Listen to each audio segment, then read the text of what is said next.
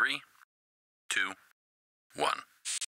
All right, so here we go. According to Genesis, the Lord created everything in 6 days, and then on the seventh day he rested. That is, he stopped. Doesn't mean he took a nap. It means he rested from the work he had done on the previous 6 days. So he blessed that day and he set it apart way back when everything was still perfect, right? Right. 1 day out of 7. Later, I don't know, around 2,500 years or so, way after Adam and Eve ate the forbidden fruit and sin was everywhere, Moses pops up on the scene, hikes up Mount Sinai, and receives 10 commandments from the Lord himself, written by his very finger. You saw the movie. For all you readers out there, take a peek at Exodus 20. Here begins the law, God's commandments. His design, not ours. For our benefit, not his. Now, out of all the 10 commandments, we stop today on the 4th. Remember the Sabbath to keep it holy. And in case we might not connect it on our own, God uses the same language in the first book of the Bible that he does here in the second to connect it for us. And I paraphrase. In 6 days, not 5, not a million years, not an eon. In 6 days, God did a bunch of work, making everything that we see and don't see, and he rested on the seventh day. Therefore, he blessed it and made it holy. He set it apart.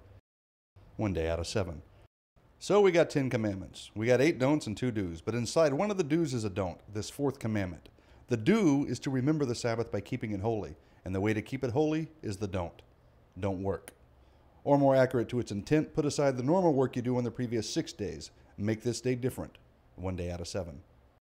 Okay, so let's leap forward about 1,500 years or so to Mark chapter 2. And you'll see that Jesus says, quite frankly, man wasn't made for the Sabbath, but Sabbath was made for the man.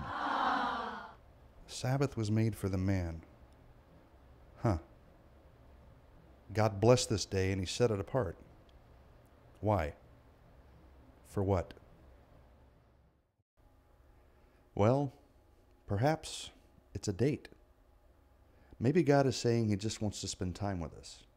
Yeah, he created us to do all kinds of things and have friends and family and live our lives, but maybe he's saying he'd like to spend time with us too. Now, he knows we're busy. That's why he gave us 7 days. 6 days to do all the things that we have to do. And 1 day to spend with him. 1 day out of 7.